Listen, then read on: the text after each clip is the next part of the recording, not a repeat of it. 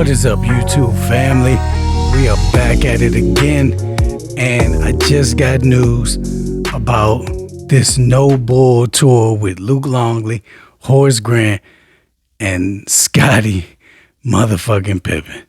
Yo, now I'm seeing the comments. I already know what it is. A lot of y'all talking this shit about, why they going on this tour? This is corny. This is whack. Ain't nobody gonna be here for it.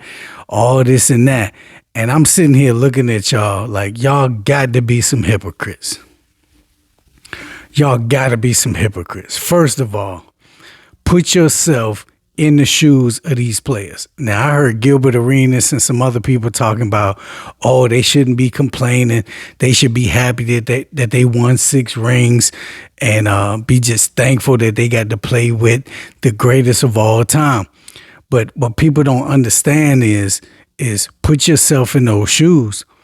Even if you build something successful with somebody else, like if you build a real estate company with a partner, and y'all make millions of dollars, and that partner goes on to write a tell-all book and throws you under the bus and makes you look a certain way without telling the stories about themselves that would paint them in a certain light, you will be upset because that's your name, that's your word, that's your legacy.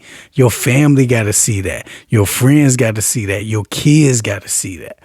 You know what I'm saying? If somebody's speaking on your name or they're betraying you a certain way that's in your disagreements, you're going to want to speak about it. That's why they say there's 2 sides to every story. And you want to get your story out there if somebody else is telling a story that doesn't show the same viewpoint that you have from your perspective. So you want to put your perspective out there. So I'm all for this. I'm all for them telling the other side of the story. And the other aspect of it is a lot of y'all don't understand that MJ was a total douchebag. Let's just call it what it is. See, I used to be up there every summer, you know what I'm saying? And what I realized is a lot of y'all don't want to hear any negative things about Michael Jordan because he's your GOAT. He's, the greatest of all time in your eyes. And he is considered the greatest of all time. But there's so many other things that go into that.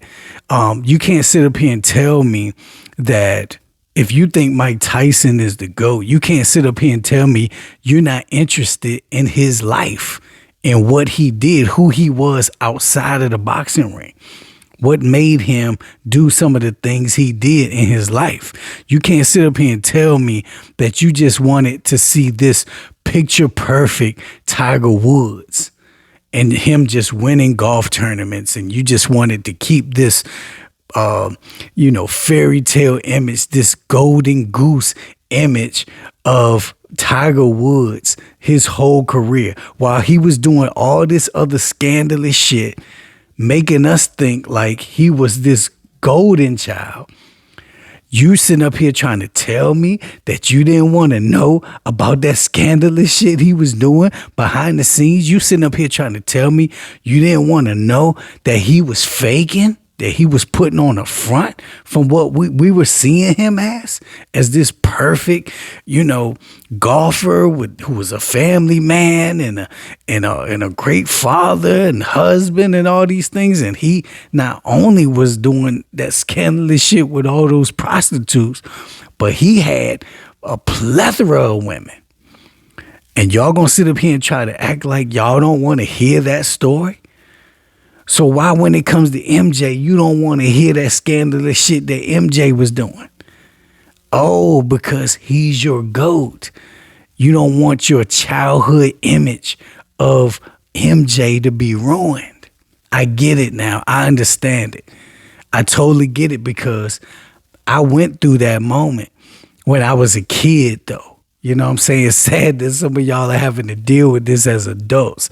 But I went through this as a kid. I saw Michael Jordan. I met Michael Jordan. I went to flight school. I went to Michael Jordan basketball camp. I used to go to Chicago every summer. And one summer, my uncle got me into MJ's flight school, his basketball camp. It was on a college campus, and my image of MJ was immediately ruined. Now, don't get me wrong. It was a great experience. It was a great experience to meet the greatest of all time, to meet everybody's idol at that time. Everybody wanted to be like Mike. But what I realized was that he was a total arrogant asshole. And it shattered my image of him. I thought he could do no wrong. I thought he was just this total nice guy. And when I got to meet him in person, even when he signed my autograph, he gave me some shit about it because I handed him what I had at the time. I tried to get him to sign my Carolina t-shirt, but it was a black t-shirt, and he wouldn't sign the Tar Heel on it. So the only other thing I had on me was I had a Minnesota Twins hat because I didn't even know I was getting an autograph from him. So he gave me some shit about that. All the people that didn't wear Nikes and Jordans to the camp, they had to go and do push-ups every morning. He was like, how dare you come to my camp with Adidas on or Reeboks on or some Ewans on or something. And I get it, you know what I'm saying? But it just really showed me that MJ was not this picture perfect dude. And from the stories that I heard from my people who lived in Chicago, there were a lot of outside, inside things that the outside people didn't know about. So now that these people are ready to come and tell these stories, I'm all here for it. And for y'all to sit up here and act like y'all don't want to hear these stories is total hypocrite bullshit. Because y'all just gave Club Shay Shay millions watching Cat Williams be the naysayer and be the contrarian and tell his side of the story.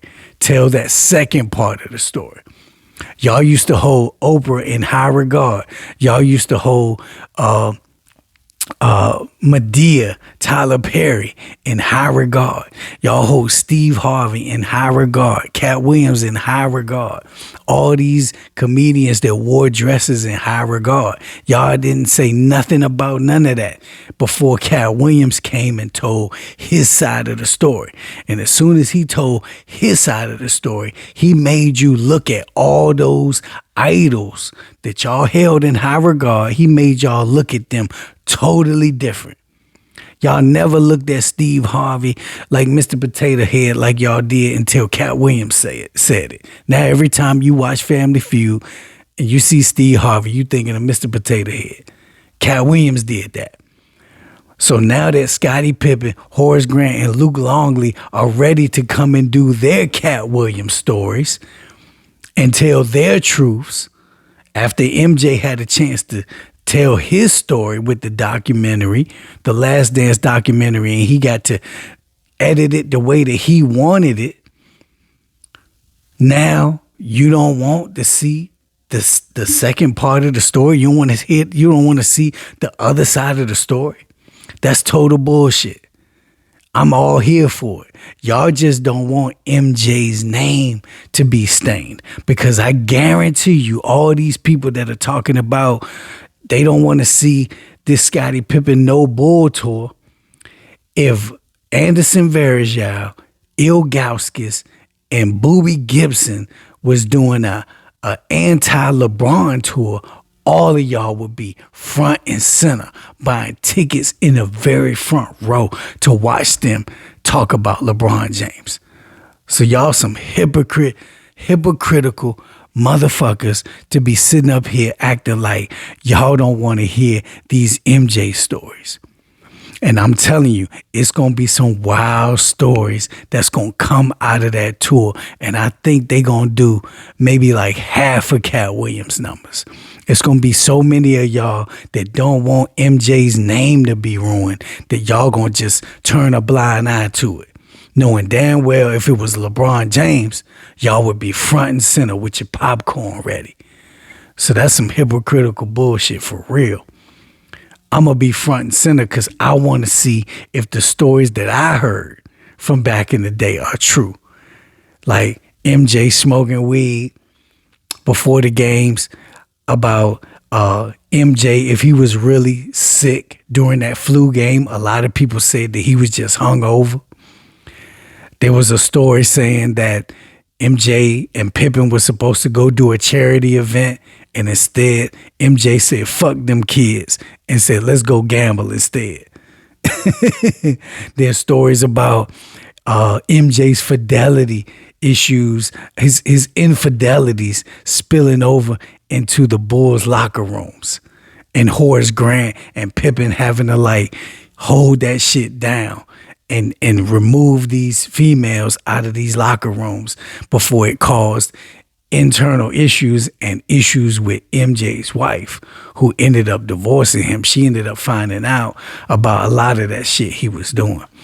So I'm very interested to hear all the stories that they got to tell. And they're going to tell other stories too. Like Horace Grant, he one of the realest dudes that you could ever want to hear from, coming to tell stories out of the NBA. He gave you a preview saying that he would have kicked Dennis Rodman's ass. I want to hear those stories.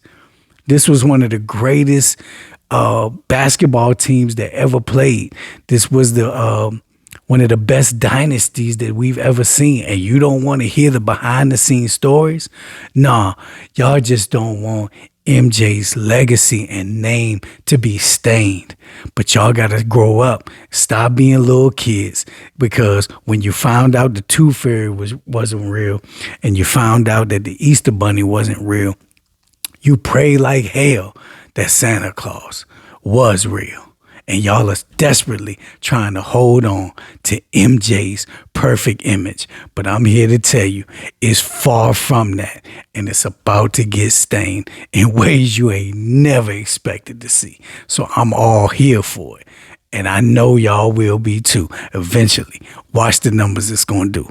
Until next time, 100.